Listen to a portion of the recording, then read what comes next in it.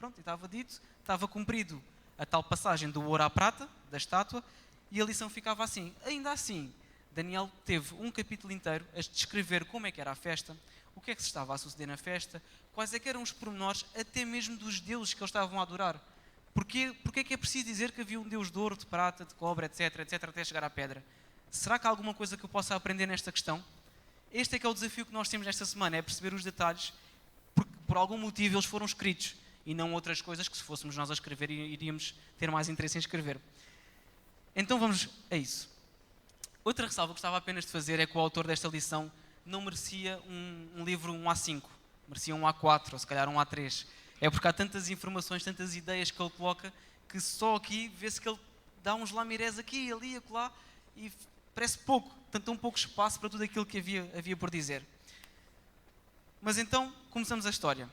Estamos com o filho de Nabucodonosor, é certo? É certo? Ah, bom, ouvi um não, boa. Quem é que me corrigiu?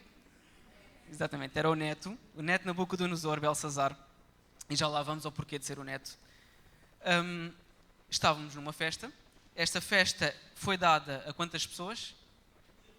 A 1000, são referidos 1000. 1000 é uma expressão que quer dizer muitos. Portanto, pode não ser necessariamente o número 1000. E para além dos 1000 que foram mencionados, havia as mulheres, as concubinas, todas as pessoas que lá estavam. Portanto, era uma bela de uma festa que estava a acontecer, onde aconteceu, e para quem leu, aconteceu todo o tipo de coisas. Era uma orgia, havia bebida, havia adoração a deuses, havia toda aquela mistura que nós estamos habituados ao ler sobre os povos antigos, a mistura entre religião, cultura, sociedade. Está sempre tudo muito misturado e acontece sempre tudo no mesmo plano. E então nesta festa tudo acontecia naquele momento. Estavam todos em todas estas práticas que eram uma abominação aos olhos de Deus. Enquanto esta festa decorria, e como eu já tinha referido, Daniel toma tempo para explicar os 6 deuses que estavam a ser adorados. Havia deuses, os 6 tipos de deuses, 6 categorias. Eram deuses de ouro, deuses de prata, deuses de cobre, de bronze, madeira e pedra. O autor da lição foca o paralelismo que há entre estas 6 categorias de deuses e a estátua. São os mesmos materiais, estão ditos pela mesma ordem, parece que é algo intencional ao colocá-los assim. Também estão relacionados com o facto dos babilónicos, eles não tinham um pensamento matemático de 0 a 10. Tinham de 0 a 60. Nós chegamos ao 10 e começamos a repetir números. É 1 e 1, 0, 1 e 1, já estamos a repeti-los. Eles tinham do 0 ao 60. Vai dar ao mesmo, a matemática acontece na mesma, não se perde nada por causa disso, mas eles tinham esta cultura matemática que acabavam depois também por transportar para os seus deuses. Era tudo em forma de 6, a estátua que foi construída por ordem de Nabucodonosor era 60 por 6, havia muito foco no número 6. Foco esse que perdura até aos dias de hoje. Sabem que há certas coisas que nós ainda nos baseamos no número 6, as horas é o 60, quando nós medimos a latitude e a longitude da Terra também são os 60. Nós ainda temos algumas características destas que ficaram dos babilónicos, deste império. Já agora, Filipe, Diz. Voltamos ao 6, Apocalipse capítulo 3, 6, 6, 6. Portanto, o número 666, que é o número da besta. É um pequeno detalhe. E aí levas-me à segunda conclusão, é que esta história não deve ser apenas lida como uma história, mas sim como algo escatológico. Nós vamos chegar ao final da lição e vamos conseguir perceber que se trocássemos o nome de Belsazar pela prostituta do Apocalipse e se trocarmos todos os presentes pelas nações e povos que adoram a prostituta do Apocalipse, nós podemos ler este capítulo meramente escatológico. Ou seja, é algo que se está a aplicar nos nossos dias de hoje. É como se disséssemos assim, a orgia que estava a acontecer naquele dia é aquilo que nós vemos hoje em dia. Apesar da linguagem ser um bocado pesada, mas é esta a conclusão que nós podemos chegar. A festa, a mistura, a adoração a uma prostituta mãe, acabamos por perceber, preto no branco, que as coisas que acontecem hoje em dia é aquilo que estava a acontecer naquele momento, naquela festa. Luís? É curioso que a gente percebe na festa que, como todas as festas, ela é regada a muito vinho, muita bebida alcoólica. E a gente percebe, a sociedade atual é uma sociedade que precisa se embriagar para sentir felicidade. Ela não consegue sentir felicidade. As pessoas não são felizes pela própria natureza, muitas delas, por conta da pressão que existe no meio social hoje. Eu fico imaginando, naquela época, naquele momento, a mesma coisa. As pessoas deviam ser pessoas que estavam ali, e para atingir um estágio de felicidade, tinham que perder a consciência, tinham que estar embriagadas. E aí essa embriaguez leva a tal da perda da consciência. E é curioso, porque a gente vê exatamente hoje povos e nações reunidas numa grande festa, né, uma aparente grande festa, porque em todo lugar que você anda existem eventos, comemorações, celebrações, todas regadas ao álcool, ou seja, todos inebriados, e não esperam o que está por vir, todos sem esperar o que está por vir. E ao dizeres isso, levas-me a perceber que existia alguém naquela festa, ou que acabou por estar presente naquela festa, que não necessitava do álcool para encontrar a verdadeira felicidade. Mas já lá vamos, porque Deus acabou por substituir na vida dessa pessoa toda essa necessidade que havia. Não sei se mais alguém gostava de comentar apenas esta parte do contexto. Do irmão Fernando. Estamos ainda no contexto em que eles se encontravam quando se deu o evento que já vamos falar a seguir. Já agora, que estamos no contexto do vinho e o culto do vinho, hoje, presentemente, eu tenho presenciado, inclusivamente, vou a alguma outra familiar, encontros, festas, anos, etc., e vejo que há o culto do vinho, todos levam uma garrafa. Qual delas a melhor? E depois disputam entre eles qual delas a melhor. Portanto, depois de beber aquele vinho todo, como é que vão ficar? Felizes, contentes e eufóricos. Portanto, e depois dá-se, na família não é o meu caso, não, mas sabemos que depois vale tudo. Vale tudo. Confrontar Deus. Uma aplicação isso, mais prática também. da lição. Ou Exatamente. seja, mais no nosso dia-a-dia, que também já lá vamos, que também temos essa possibilidade a olhar para este capítulo, que é super repleto de lições a aprender. Estamos então neste contexto, nesta festa, e aqui começam a acontecer os eventos epifânicos, não esperados. E existia uma mão, uma presença invisível àquelas pessoas todas, que acaba por escrever na parede algumas palavras. 4 palavras, mais precisamente. Quem teve a oportunidade durante esta semana de ler o capítulo correspondente de Patriarcas e Profetas da lição, Ellen White faz uma descrição muito viva daquilo que aconteceu. Não sei se estava a ver se a pessoa que fez este comentário estava aqui presente, porque eu ia passar-lhe a palavra, mas se não tanto, eu posso fazer. Ellen White, ao explicar esta parte da festa, quando apareceu a mão que escreveu na parede estas palavras, ela dá a entender exatamente qual foi o sentimento de todas aquelas pessoas presentes. É que apesar de tanta confiança, de tanta preponderância que havia naquele momento, todos eles, sem exceção, ficaram apavorados. Apesar de, ao lermos de uma forma mais corrida o capítulo da Bíblia, nós até parecer que o rei, quando chamou os magos, chamou de uma forma preponderante, chamou com uma forma viva. O capítulo diz no livro, no versículo 7, ordenou o rei em alta voz que se introduzissem os encantadores, os magos e por aí fora. Parece que ele estava cheio de confiança e cheio de autoridade quando disse aquilo. Ellen White dá a entender que isto é falso. Esta forma foi uma máscara que o rei naquele momento, Belsazar, utilizou para esconder todo o medo que estava a sentir. A própria Bíblia diz, um bocadinho antes, ele estava com os joelhos a bater um no outro. É a expressão que é usada. Ou seja, sem exceção, todos estavam apavorados sobre os acontecimentos que estavam a acontecer. Parece que naquele momento o vinho parou de fazer efeito. Ficaram todos cheios de medo.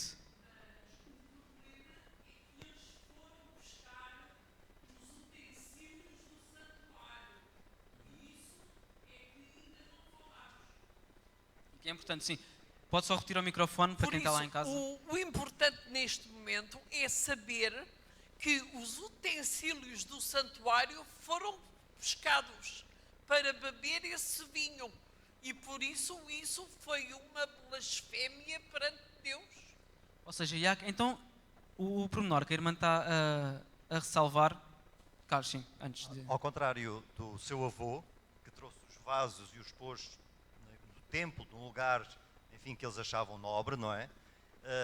Agora, este rei vai buscá-los e vai usá-los numa festa particular com vinho, portanto, não tendo respeito nenhum por aqueles vasos, não é?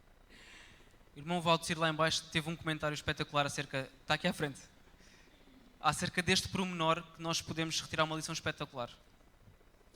Bom dia. Bom, se nós lemos o livro de Daniel, nós percebemos ali o livro inteiro revelando quem é Deus para a humanidade.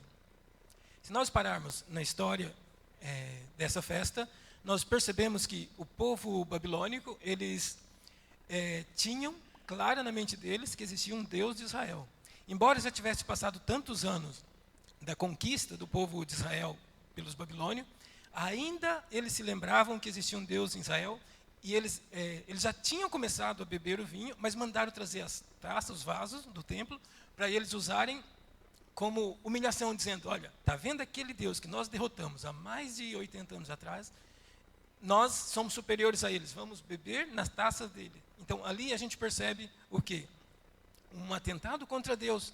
E no livro de Daniel é revelado exatamente isso, esse contraste entre o Deus de Israel, que eles sabiam que existia, mas não admitia publicamente que era um Deus poderoso, mas estava na mente deles o tempo todo. Ou seja, parece que há uma intenção em ir buscar especificamente aqueles vasos. É porque Babilónia não tinha derrotado só um reino. Israel não tinha sido o único a ser derrotado, nem eram as únicas posses que eles tinham. Mas houve uma intenção específica em serem aqueles vasos a ir buscar a Israel. Ou seja, ainda incomodava aquele Deus. Filipe, Mas- apesar... Raul, Ok. Não, o que eu quero dizer é o seguinte, é que Belsazar estava comprometido, daí o medo que ele tinha. Ele sabia o que tinha feito. Por isso é que ele estava, e quando ele chama os magos, ele chama-os com medo. Ele já sabe que vai ser julgado.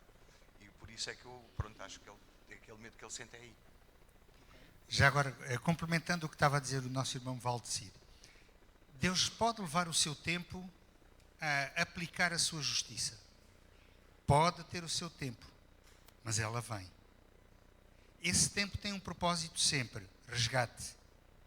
Deus quer sempre resgatar, por pior que seja o pecador. Só quando o pecador por si próprio rejeita de uma forma consciente o resgate que Deus quer dar a cada um de nós, aí Deus não pode fazer nada porque não força. Pode levar tempo, pode, mas a justiça de Deus cumpre-se. E isto é mais um aviso para nós hoje. O tempo passa, dizemos desde 1844 que Jesus está às portas, já lá vão quantos anos? Em breve 200 e ainda não voltou. E porquê? Porque se calhar está a pensar em mim. Se calhar está a pensar em cada um de nós. E seguramente que Ele pensa em cada um de nós. Felipe, posso? Sim, sim. Só, porque eu queria aproveitar esse gancho do Felipe para dizer assim, o trimestriário até trabalha isso. Por que Nabucodonosor teve a misericórdia divina e a paciência de Deus e foi preparado para aceitá-lo e não sucumbiu na primeira vez que blasfemou, porque tantas vezes ele afrontou a Deus, mas não sucumbiu. E Belsazar, ao contrário, não teve essa hipótese. No relato da primeira festa que foi feita, foi relatada, deve ter tido outras, mas de profanação dos objetos sagrados, acho que foi a primeira, porque ele vai retirar do lugar onde ela estava. E na primeira, Deus já dá a sentença e falou, acabou. Parece o quê? Que o Deus que tinha misericórdia com um, não teve com o outro. E aí tem um aspecto importante da lição que eu penso, que é mostrar assim, Nabucodonosor não tinha experiência com Deus. Teve todo um processo e Deus se mostrou a Babilônia. E Deus mostra assim, porque pense, a Babilônia estava a trazer cativo os hebreus, o povo de Deus. Mas Deus mostrou a Nabucodonosor, você trouxe porque eu assim quis. Não porque você teve poder para trazer. Nabucodonosor demorou, mas entendeu. O neto não entende. E aí o que parece? Por que o neto é sentenciado? Porque o neto conhecia a história. Ele sabia de tudo que tinha acontecido com o avô. E conhecia Daniel, com certeza. Sabia de tudo, mas fechou os olhos. E aí assim, eu faço um paralelo para a questão do cristão. Tem muitos cristãos que conhecem a Bíblia. Conhecem a Bíblia, leem a Bíblia e sabem a história toda da Bíblia.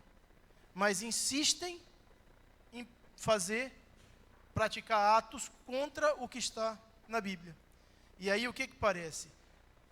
Na hora da salvação, e a gente estava falando da escatologia, e essa lição leva muito à questão do tempo do fim, a pessoa às vezes vai dizer assim, mas por que eu não tive a chance? Não, você teve.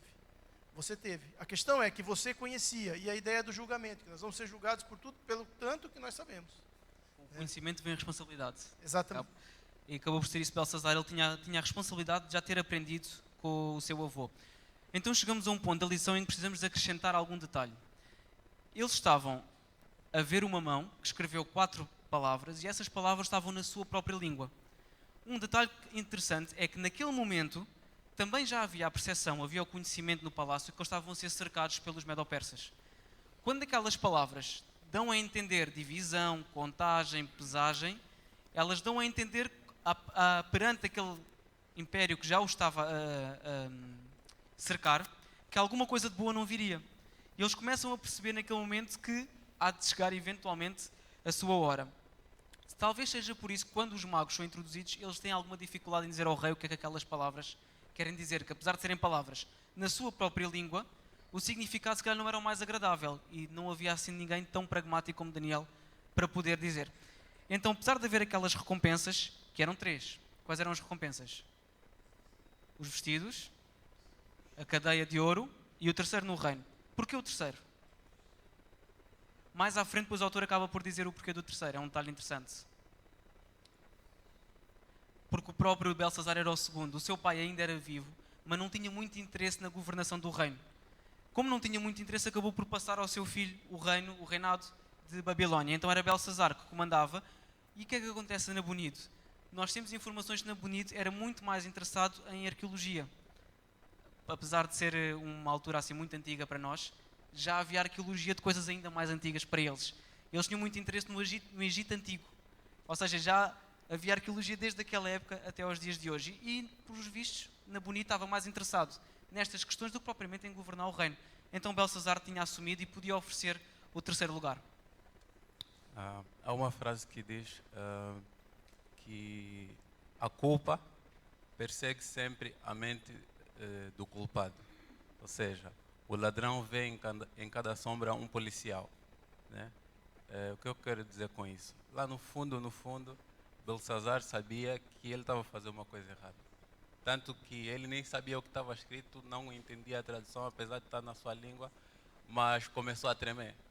Ele sabia que estava fazendo uma coisa errada.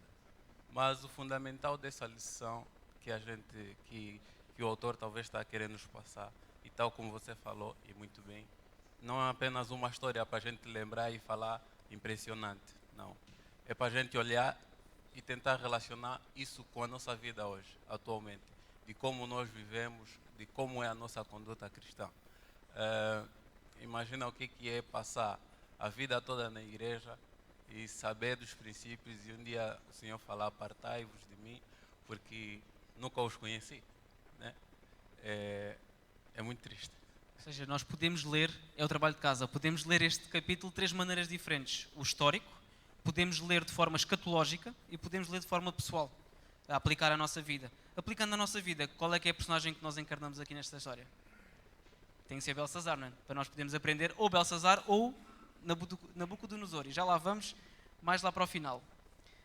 Vamos avançar para a lição de terça-feira, quando a rainha entra em cena. A rainha teve de entrar em cena porque, pelos vistos, não havia ninguém que se chegasse à frente, por assim dizer, a dizer o que é que lá estava escrito.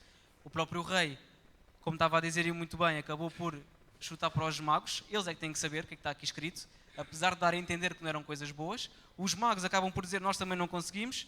E entra a rainha, que faz lembrar a Belsazar alguma coisa que ele até já devia saber. O que é que ele já devia saber? Ele já devia saber que Daniel existia. É porque quando nós vemos que Belsazar ignora Daniel, ele não está só a ignorar Daniel. Ele está a ignorar aquele que era o chefe dos magos na altura do seu avô. É porque ignorar Daniel, pronto, é mais um, menos um. Agora, ignorar o chefe é quase como dizer que nem conhecia o reino do seu avô.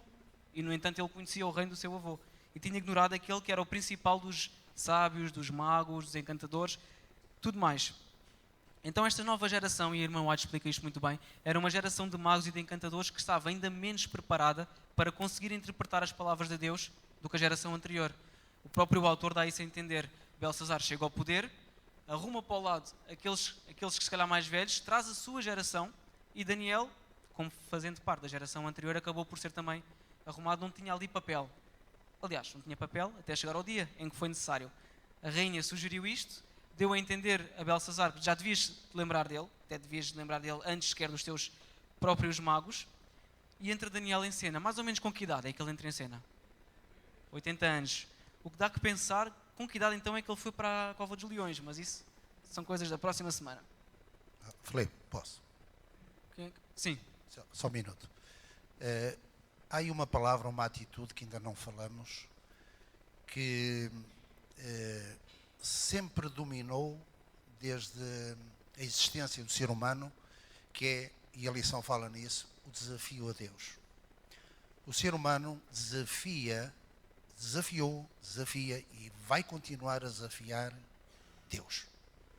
E é por isso, por estas atitudes incorretas, que as consequências, mais cedo ou mais tarde, virão ter com o ser humano. Isto é uma prova de que o homem vira as costas a Deus constantemente. E isto é um alerta realmente para nós hoje.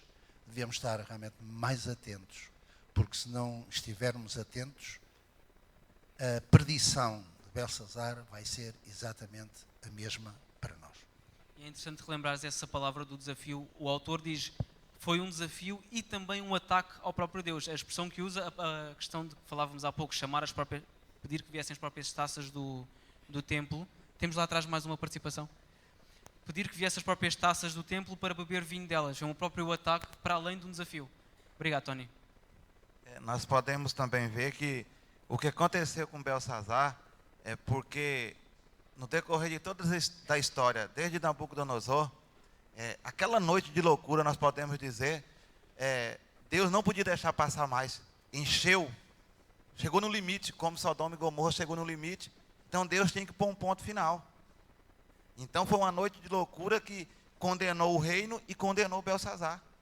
Então chega uma época que o limite chega ao fim. Deus não pode suportar isso mais, mesmo sendo um Deus de amor. E já agora, Filipe, só para acrescentar, desculpa lá, hoje falas pouco.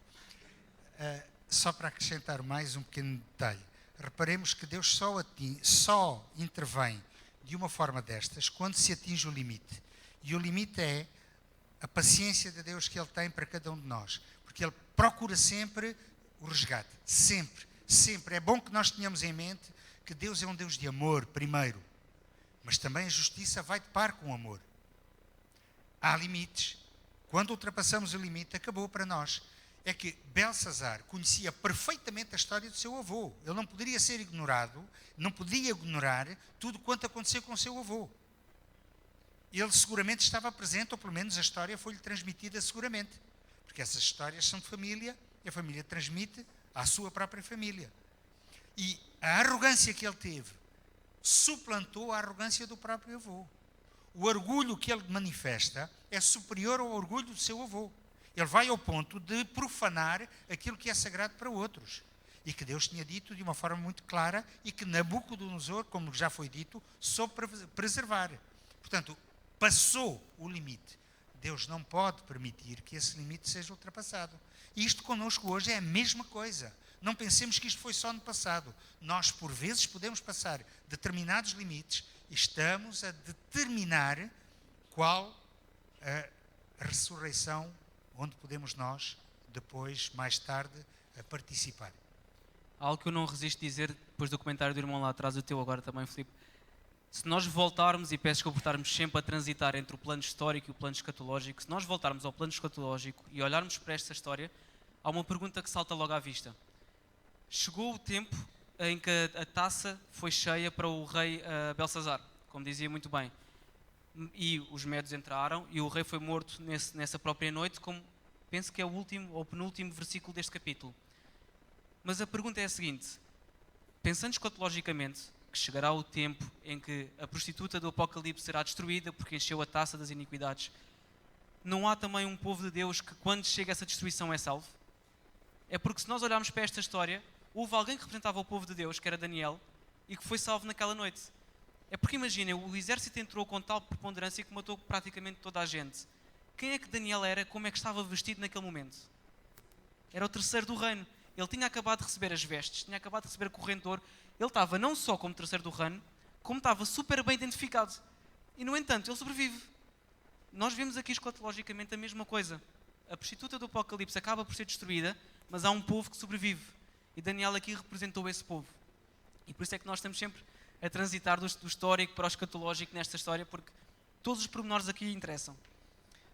Avançando adiante, continua também ainda nesta parte em que a rainha entra e sugere que Daniel esteja presente, que ele poderia eventualmente dar a interpretação, como até já tinha feito.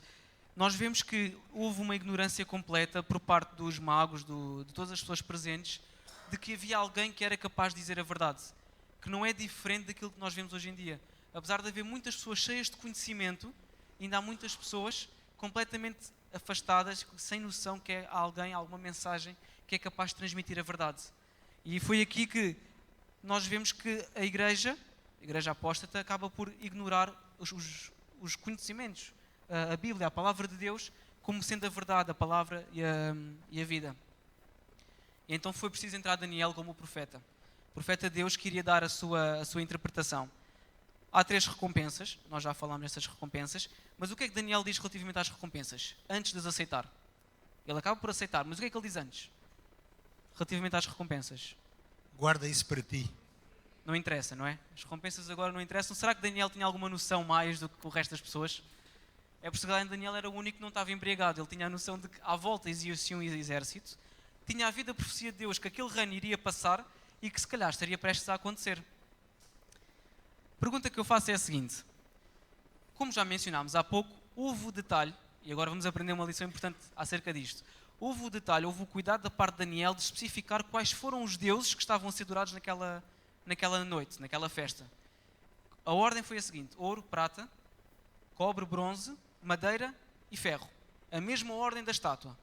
No entanto, Daniel, quando diz ao rei: e tu que adoras os deuses, qual é a ordem que ele usa? Vamos ao versículo 23. Quem pode ler? O versículo 23 vai-nos dar um detalhe interessante. Capítulo 5, versículo 23.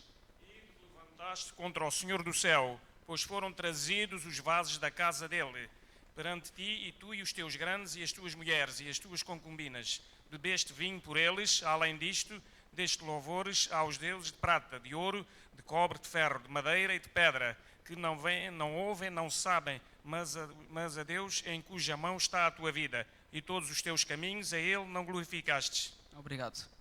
Qual foi a ordem? Não omitiu o ouro. Não está em primeiro.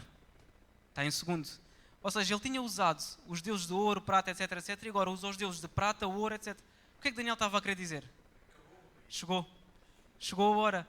Ou seja, Daniel tinha a noção que estes deuses não estavam só a simbolizar a estátua, aliás, não estavam só a simbolizar os deuses, o panteão dos deuses dos babilónicos, estava também a simbolizar a estátua. Já que eles faziam questão de adorar deuses da mesma ordem, Daniel agora trocou. O que é que ele disse? Chegou a tua hora. Aquela estátua que tu já devias conhecer, que é esta a intenção de Daniel, aquilo que tu já devias conhecer, chegou agora a hora da prata. Já não é mais a hora do ouro. E então Daniel passa esta mensagem de forma subtil ao rei, uma mensagem que ele mais tarde iria passar de forma nada subtil. Ele iria dizer a interpretação do que estava na parede. Mené, mené, tekel, ufarzinho. Contado, pesado, dividido. Para a interpretação do que é que estas palavras querem dizer, eu vou pedir ao irmão Valdecir, porque ele teve uma ideia espetacular, ele viu isto de uma forma espetacular, e eu vou pedir ao Valdecir que pudesse mostrar qual foi a forma como Daniel explicou. Há aqui um detalhe interessantíssimo. Tudo que estava em conflito era a revelação de quem era o Deus verdadeiro. E o Deus verdadeiro é o Deus que era, que é e que continua sendo. Então, a sentença que veio para o rei Beltesazar é a mesma. Então, mene, mene, ou seja, pesado foste. Ou seja, o teu passado já foi avaliado. Foi julgado a tua situação. Ou seja, no presente, já foi julgado a tua causa, você já foi culpado. E o teu futuro já está determinado. Ou seja, o Deus do passado já sabe que você fez errado. Está te julgando você no presente e já determinou a tua sentença futura. Perceberam? Omnipresença de Deus. Ou seja, o Deus que era, que é e que vai ser, ele acaba por usar os mesmos tempos verbais quando dá a interpretação. Tu foste contado, foste achado pesado e tu vais ser dividido, o teu reino será dividido. Ou seja, a própria interpretação acaba por dizer: Deus já sabia, Deus já te tinha dito, tu é que ignoraste. Chegou agora a tua hora e tu encheste então a taça, como estávamos a dizer. Mené, mené, tekel, ufarzinho. E aqui fica claro que estas 3 palavras, que são 3 verbos em aramaico, acabavam por estar a dar a entender algo que era óbvio. Eles estavam cercados pelo exército medo-persa, estavam super confiantes, mas se aparece algo daquela forma, a interpretação poderia querer dizer algo de mal. Sabem que Uriah Smith foi um dos patriarcas da Igreja Adventista. Ele tem um livro que escreveu, já deve fazer mais de 100 anos, que chama-se Considerações sobre Daniel e Apocalipse. Nesse livro ele descreve muito bem como é que estava constituída a cidade de Babilónia. Como é que era a cidade de Babilónia na altura? A dimensão era algo inimaginável. Às tantas, algo daqui até Lisboa, por assim dizer, toda a cidade. Os muros cobriam toda esta área e apesar de ter um rio que passava no meio e nós pensáramos, mas o rio era fácil, eles já tinham pensado no rio também. O próprio rio era cercado das 2 margens pela muralha também. Ou seja, tudo aquilo era muralha. E o rio também tinha uma muralha que ia ao longo do rio. Sabem como é que os medo-persas entraram então tão facilmente? Sim. E depois como é que saltaram as muralhas do rio? É que o descuido era tal que as portas estavam abertas. Havia portas na muralha, como há em todas as muralhas, e as próprias muralhas que cercavam o rio estavam descuidadas. Eles, como nunca iriam entrar nas muralhas principais, não valia a pena estar muito preocupado com as muralhas internas. Entraram pelo rio. As muralhas do rio estavam com as portas abertas, acabaram por cair sem dar luta. Ou seja, o que nos dá a entender que não era só aquele palácio que estava em festa. Todo a Babilónia naquele momento estava relaxada. Não quer dizer que estivesse toda em festa, mas toda ela estava relaxada. Filipe, isso faz lembrar uma coisa. Por muita guarda que nós possamos pôr, o inimigo acaba sempre por tentar encontrar uma porta aberta. Portanto, quem tem que estar vigilante sou eu, a fechar a porta ao mal, a porta à tentação, a porta... Olha, naquele texto que o apóstolo Paulo faz em Romanos capítulo 1, e que vem na nossa lição também, e que nós vemos como é a sociedade atual. É uma descrição de hoje, não é uma descrição do princípio da nossa era. É uma descrição do dia de hoje. É aqui que nós temos que cerrar as portas e não deixar o inimigo entrar. Porque ele entra, qualquer buraco é o suficiente para ele entrar. E quem é que tem que os tapar? É cada um individualmente. E nós sabemos que a graça de Cristo consegue tapar estas portas todas. É aceitá-la. Cá estamos nós uma vez mais a saltar para o plano pessoal da história. Nós temos 3 planos para ler este capítulo. Quem não leu, quem não estudou a lição, por favor, hoje quando chegar a casa vai ler 3 vezes. Primeira vez, considerando a parte histórica, a segunda vez, a parte escatológica e, por último, a parte pessoal. Aquilo que eu posso aprender com esta lição de forma pessoal. Vamos chegar ao último ponto, queda de Babilónia. Dá-se então a queda de Babilónia, mas ainda há tempo para... Sim, Luís, então antes de avançar. Só para destacar um pormenor aí que já passou, mas agora me veio à cabeça. A situação da mãe. Talvez não tenha sido a primeira vez que a mãe tenha chamado à razão, a mãe não, a avó, né? Ela é mulher de Nabucodonosor. Diz a rainha mãe. Mas é rainha mãe porque era a rainha mãe. É a matriarca, é a pessoa que representava a figura feminina no reino. E as mulheres costumam chamar sempre os homens à razão. Os homens costumam perder a razão mesmo. Isso é fato. Mas é interessante ver que ela chama Belsazar à razão. Não deve ter sido a primeira vez. Agora, é curioso que a história nos mostra que tudo vai ter um fim. Não só para Belsazar. Vai ter um fim para todos. Para todos vai ter um fim. A gente sabe que não teremos o fim quando Jesus voltar apenas. Então, enquanto Jesus não voltar, a história vai ter sempre começo, meio e fim. E é curioso que ela chama ele à razão a última vez e já não adianta mais. Então, às vezes, as pessoas estão a chamar os outros à razão. Olha, presta atenção, cuidado com isso, não se exceda nisso, assim, conduza com mais prudência, evite o consumo de tal bebida alcoólica, não beba, porque vai e não conduza. São várias advertências. As pessoas são chamadas à razão e não conseguem ouvir a razão. E aí a lição de Daniel nos mostra: se nós caminhamos pelo bem, nós vamos ter um resultado do bem. E se nós caminhamos pelo mal, nós vamos ter o resultado do mal. Daniel terminou a vida dele. Ele terminou. Mas não terminou mal, como tu disseste. Ele não pereceu com a invasão medo-persa. Ele não pereceu. Ele continuou. E ainda deu mais uma prova da força de Deus na vida dele. Ao passo que para Belsazar, o dia acabou naquela hora. E o pior, provavelmente, Belsazar abriu mão da salvação. Tu fazes-me lembrar algo que é importante nós aprendermos também nesta lição, que é qual foi então o principal pecado de Belsazar? Nós podemos dizer que se calhar a Gênesis estava no orgulho, mas se calhar o principal Belsazar é aquilo que mais tarde no Novo Testamento a Bíblia conta como o pecado contra o Espírito Santo. Quanto mais ele andou no pecado, mais cego estava para a voz do Espírito Santo. Esse foi o principal erro de Belsazar, que o levou até à sua própria perdição. No entanto, temos Belsazar, um rei que estava completamente cego, completamente fora daquilo que podia ser a voz de Deus, a voz do Espírito Santo na sua vida. No entanto, há um último ponto, uma última atitude que Belsazar tem que é positiva. Qual é que é? O próprio autor diz, ele foi um homem de palavra. É uma coisa positiva, ser um homem de palavra. Belsazar acabou por cumprir aquilo que tinha dito. As vestes de púrpura, a corrente de ouro e o terceiro no reino foram conferidas a Daniel, que desta vez aceita. Nós até vemos que o autor explica o porquê de Daniel, ou pelo menos há uma hipótese do porquê Daniel ter aceito as vestes.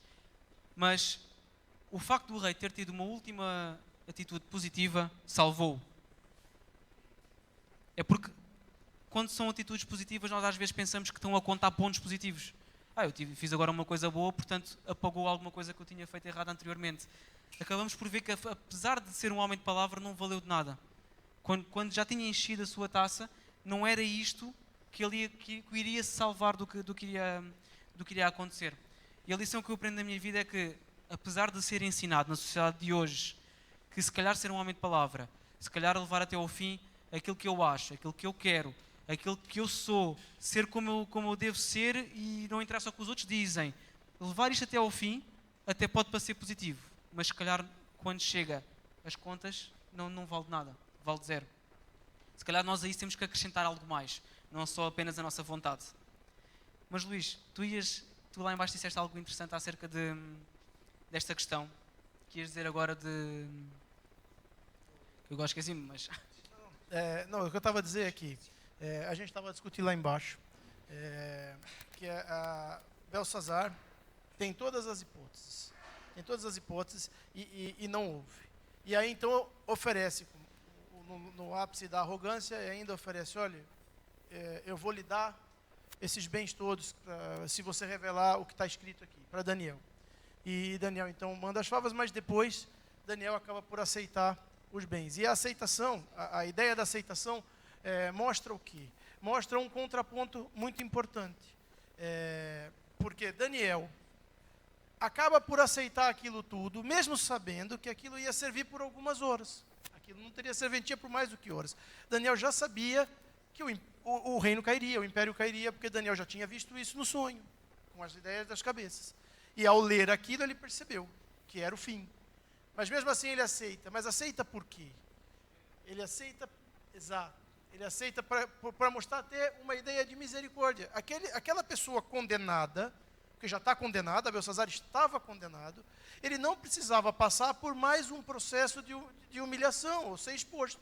Então Daniel, misericordiosamente, e aí a gente vê a questão dos caráteres, né? Do caráter de Deus e o caráter de Satanás. Enquanto Satanás, ele tem satisfação em ver a pessoa sofrer até a última gota, e insistir até que ele veja a pessoa assim, esgueirar em sangue a ponto de acabar, a gente percebe que Deus, ao contrário, mesmo sabendo que Belsazar, como o Filipe falou, não por ser uma pessoa de palavra tenha conseguido salvação, porque não foi, porque a gente percebe que o coração dele não era um coração para ser salvo. Mas Deus, mesmo assim, não tripudia da desgraça do próprio Belsazar. Ele mostra até nesse momento ser misericordioso. E é um paralelo interessante entre Deus e Satanás. O amor de Deus, até para o desgraçado, enquanto Satanás, para qualquer pessoa, principalmente as de bom coração, Satanás tem o prazer de acabar com a pessoa. Era isso mesmo, Luís, obrigado. Em jeito de conclusão, gostava que nós olhássemos de uma última forma para esta lição. Como eu disse há pouco e deixei a ponta solta, nós olhando para o livro de Daniel até aqui, nós podemos interpretar isto de duas formas. Eu posso olhar e ver-me como Nabucodonosor, ou posso olhar e ver-me como Belsazar. E de que forma é que eu digo isto? Vamos abstrair-nos do facto de ter sido Nabucodonosor, nos primeiros 4 capítulos, o rei em O Rei Vigente, e Belsazar no capítulo 5. Vamos pensar que era sempre um rei. No primeiro capítulo, era indiferente ser Belsazar ou Nabucodonosor. Ambos teriam tido a mesma atitude. Eles dão a sua comida, eles têm que comer e ponto final. No entanto, têm um primeiro contacto com Deus. Este rei tem um primeiro contacto e vê que dali vem sabedoria. Quando os amigos acabam por não, os 4 amigos, acabam por não comer aquela comida, mantêm-se firmes e acabam por ter mais sabedoria. Foi apenas um primeiro contacto que o rei na altura teve. No capítulo 2, há um sonho e é preciso a inspiração divina, um contacto com o profeta e com a mensagem. E o rei acaba por ter um contacto com a mensagem de Deus. Desta vez foi dada pelos 4 amigos, neste caso Daniel, acabou por dar a interpretação. Então vemos que houve uma progressão. Ele tinha tido contacto no primeiro capítulo, tinha tido o conhecimento da verdade no segundo capítulo, e se calhar no terceiro capítulo nós até podemos dizer que seria o ponto, entre aspas, em que Nabucodonosor se batizaria. Porque vê aquele afeto de Deus tão forte, em que está a presença de Deus perante a fornalha ardente, que ele entrega-se completamente, faz um decreto em que todos devem adorar ao próprio Deus e acaba por se batizar. Mas, neste ponto, ainda não tinha entregue todo o seu coração. Porque há uma diferença entre batizar e entregar todo o nosso coração a Deus. E no capítulo 3, nós vemos que Nabucodonosor acaba por aceitar que Deus é Deus, mas ainda não entregou todo o seu coração. Então faltava o capítulo 4, em que ele acaba por ter uma experiência pessoal com Deus e no fim acaba por se entregar a Deus. Ele olha para o céu, reconhece que Deus é Deus e acaba por se entregar a Deus. Isto contrasta com o capítulo 5, em que alguém que conhece Deus, já conheceu a mensagem de Deus, mas acaba por não se entregar por completo a Deus. Acaba por se entregar completamente a si próprio. Então nós vemos que existe um caminho, existe um tronco comum no capítulo 1, 2, 3, em que um rei acaba por ser autossuficiente até à última consequência. No entanto, há uma divergência. Ou eu, na minha vida pessoal, vou divergir para o capítulo 4 e aprendo com as lições que Deus me dá, ou eu divirjo para o capítulo 5 e apesar de todas as lições que Deus me dá, eu prefiro a festa, a orgia, entregar-me aos prazeres e acabo por encher a minha taça. Esta é a decisão que Daniel coloca perante nós. Apesar de forma subtil, nós podemos ter esta lição do livro de Daniel até aqui. Qual de nós dois é que nós vamos ser? Nabucodonosor ou Belsazar? Esta é a lição que fica, esta é a pergunta que fica. E para a semana vamos ver que não é só uma mera lição e vai haver muito mais para aprender com todo aquele episódio. Obrigado.